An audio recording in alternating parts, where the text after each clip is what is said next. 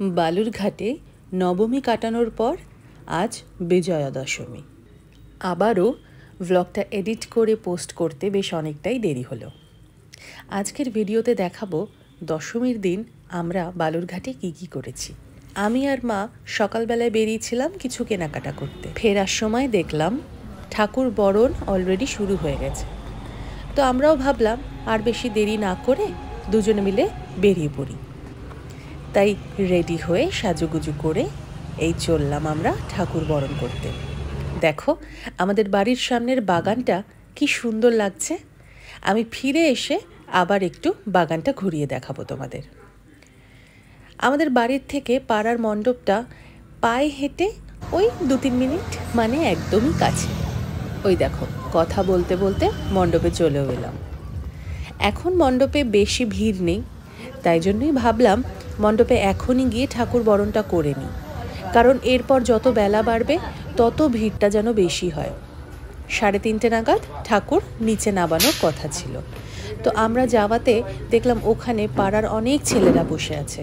তো তাদের বললাম যে দাদা একটু বেঞ্চ লাগিয়ে দাও, আমরা তাহলে একটু উঠে ঠাকুর বরণটা করতে পারি। তো দেখো ওনারা এক কথায় কি সুন্দর বেঞ্চ নিয়ে চলে এলো। আর প্রথমে আমি মাকে বললাম যে তুমি আগে বরণ করে নাও, আমি একটু ভিডিও করে নিই, তারপর আমি বরণ করব, তুমি ভিডিও করবে।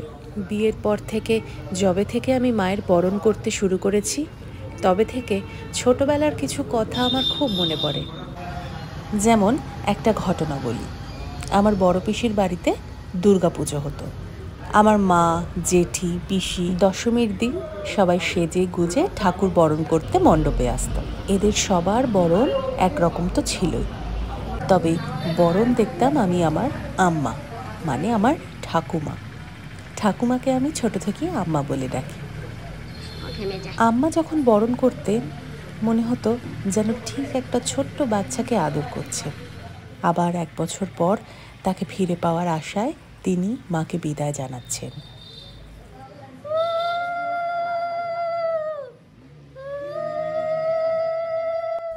বরণের সময় মাকে জড়িয়ে ধরে আমি আম্মাকে আদর করতে দেখতাম।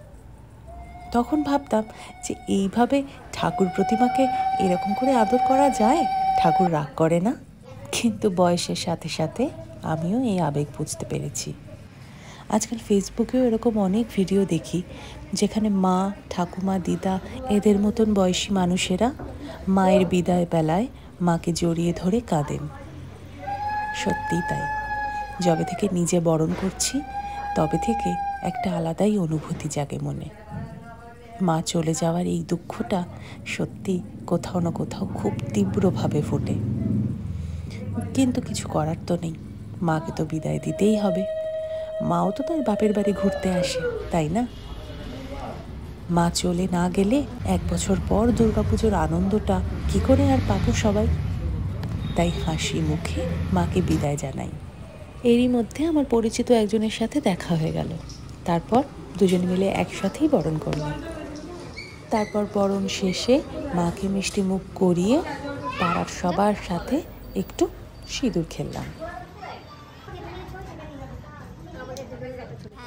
বালুরঘাটে খুব কম সময় থাকি, বেশি তো থাকতে পারি না, তাই সবার সাথে দেখাও খুব কমই হয়। পাড়ার সবার সাথে এই একটা দিন মণ্ডপে দেখা হয় আর সিঁদুর খেলাও হয়। গত বছরও হয়েছিল। এই দিনটা বেশ মজাই হয়।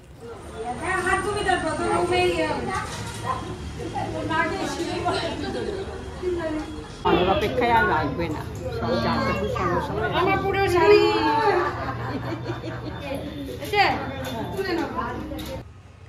এইটুকুই ছিল আজকে আমাদের মায়ের বরণ। এরপর আমরা ফিরলাম বাড়িতে। এই এখন বাড়ির দিকে এগোচ্ছি। চলো, আসার সময় তোমাদেরকে বাগানের ছবিটা পুরোটা ভালো করে দেখাইনি, এখন যতটা পারবো একটু বাগানটা ঘুরিয়ে দেখাবো। দেখো কথা বলতে বলতে আবার বাড়িতে পৌঁছেও গেলাম। মা যাচ্ছে আগে আগে, আর এই যে সামনে বাড়িটা দেখতে পাচ্ছ, এটা হচ্ছে আমাদের বাড়ি।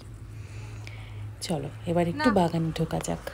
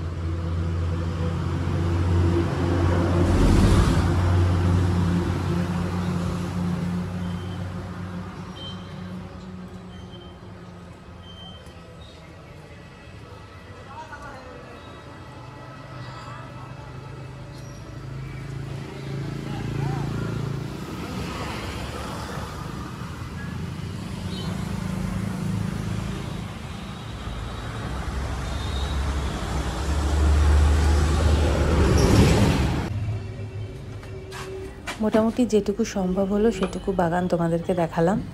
তারপর এখন আমি ঘরের ভেতরে ঢুকছি। দশমী তো শেষ, দুর্গাপুজোও শেষ, আবার পরের বছরের জন্য অপেক্ষা। ওপরে গিয়ে ফ্রেশ হয়ে তারপর একটু খাওয়া দাওয়া করে রেস্ট। সকাল থেকে অনেক ঘোরাফেরা হয়েছে। আচ্ছা, তোমাদেরকে আগের দিন বলেছিলাম সুযোগ পেলে ঠাকুর ঘরটা একটু দেখাবো। চলো আজকে একটুখানি দেখিয়ে নিই। এই হলো আমাদের ঠাকুর ঘর। রোজ সকালে স্নান করে এখানে এসে পুজো দেওয়ার একটা আলাদাই শান্তি।